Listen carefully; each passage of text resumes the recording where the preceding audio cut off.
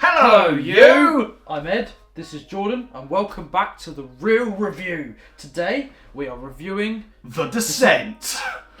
Wow. Yeah. Wow. Words cannot describe how scary that movie was. Yeah, and this is probably the most scariest film I have ever seen in my entire life. And that's saying something. Yeah, and that's saying something. I've not had... Yeah, I've seen a lot of horror films, but this... Yeah, I can see why they brought it back for the 20th anniversary, because... Jesus fucking Christ, it was scary as shit. So scary, wasn't it? Yeah. Oh, it was just like... Now, for a guy who's like me, who's very claustrophobic, this movie really isn't for you. No, it wasn't. Because, Jesus Christ, it was like... I hate to admit it, but I was hiding behind my jumper and like just trying not to look because my chest like seized up like insane levels. Like it was, and I quote, the most stressful and tense movie I think I've ever seen in a cinema. I mean, especially the way they've done and filmed those caving shots. Yeah. Especially the cave diving in the water. Yeah, oh god. It was, I mean, it even stopped.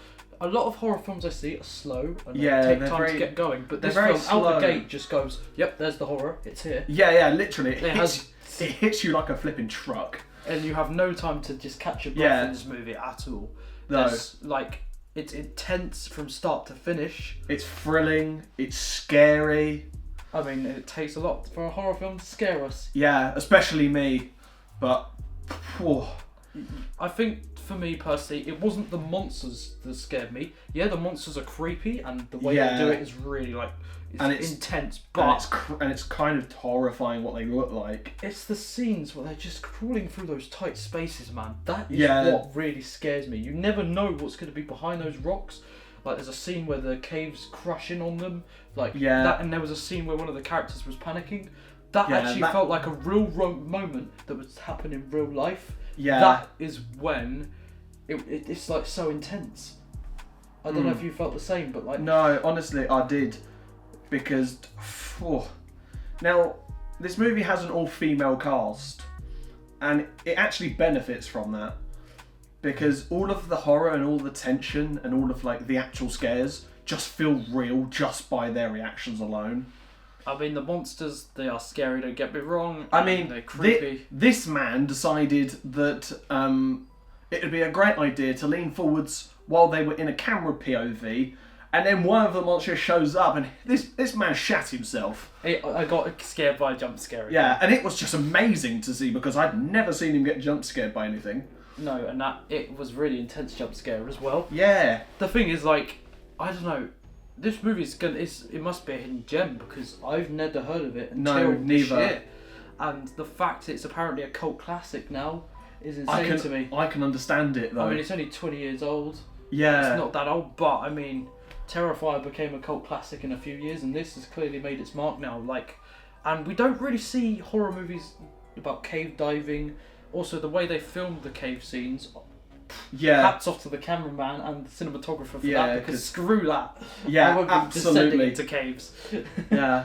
It's not descending into caves, it's descending into your own insanity and madness of your own mind. It literally makes you play with your own mind. You never know what's going to happen. There's even a shot at the beginning where they first dive into this cave and you just see a shadow of the creature. It's only brief, but if you look you can see it there. You can see it, and that was it. I was like, I have no idea what to expect from it. It was like so creepy. The cast, you did phenomenal. The cast was so good. And it felt like real relationships and friendships, and they haven't seen each other. It also felt like a story that you would have probably heard of in real life. I mean, obviously people are crazy, aren't they? Minus the creatures and everything. But people are crazy enough to descend into caves. Yeah. But I feel like if you cut the creatures out of this film and you just have it as a cave disaster, right? This film would probably be quite realistic to actual caving accidents that happen on occurrence. But the fact is, it's a horror movie. The gore actually, and it's a 15 rated in the UK, but the gore actually is quite big for a 15. Yeah. It's quite graphic. They don't hold back, do they? On some No, of the like scenes. there were some of them where I was like, "Holy Jesus!" Especially that first opening scene. Yeah. Didn't see that coming at all, and Like- it just happens. Yeah, like we previously stated in our previous review for The Fog, that is also a 15 as well, and the gore in that is very like subtle and subliminal, and it's just there and it's gone. Here, it's all on display. And that's only a 15. Oh, Yeah, yes. and that just proves to me that there are some 15 rated films out there that are just so flipping gory. Also, one thing I will say about this movie, if you're going to go and watch this, even if you watch the 20th anniversary or you want to watch it at home, if you can, depending on what country you are, watch the UK cut rather than the America cut, because I feel like the American cut ruins this film. But the UK cut benefits it, yeah. It really helped it because I thought the movie was ending when she was actually climbing out that cave. Yeah, but then exactly. it cut to realism she's still in that cave and she hadn't escaped. I prefer that ending to the fact it cuts to her in the car with that spirit and it ends. Yeah. And don't get me wrong, like I'm sure the sequel was popular, but I don't understand why there is a sequel to this movie, and especially with what I've heard about this, the fact that I can't remember her name, but the horrible woman, you know who I'm talking about? Yeah. She survives apparently, even Oh though it's yeah, clearly, Juno, yeah. It's clearly obvious she's dead by her Yeah, screams. I mean, she's probably the weakest kill in the film. Oh yeah, because it's off screen. Because it's off screen and it's And it's like... the character you hate the most because she's just horrible to everyone. And especially at the point where she kills her own friend. Her own friend, mistaking it for one of those creatures. And that was so sad. You just start really despising her. And so that the fact that her kill is off, screen is just really annoying. But the rest of the movie. But then again, for the budget that they had, and for the gore they had for the others, I'm going to say I'm glad they spent the money on the other kills rather than just that one. Also, the ending. Do definitely watch the UK cut and not the American cut if you can help it. And I'd even implement the Exorcist rule on this film. Do not watch this after like 8 or 9 o'clock at night. Trust me. Also, we're not going to watch the sequel because we can't be bothered, because if it ruins the first film for us, that's just going to leave a tarnish on it. And it's a film that just doesn't need a sequel, but it was obviously the studio saw money in this and thought, oh, let's beat this dead horse already. When you didn't need to. Yeah, because this movie's intense as it is, and it's a full-fledged horror that, has probably become a cult classic then, and I can see why. Will I rewatch it? Probably next year, to be honest. Yeah, I mean, I probably won't touch this film again with a 10-foot barge pole because it scared the living shit out of me. But I will watch this to be scared again because it's so intense.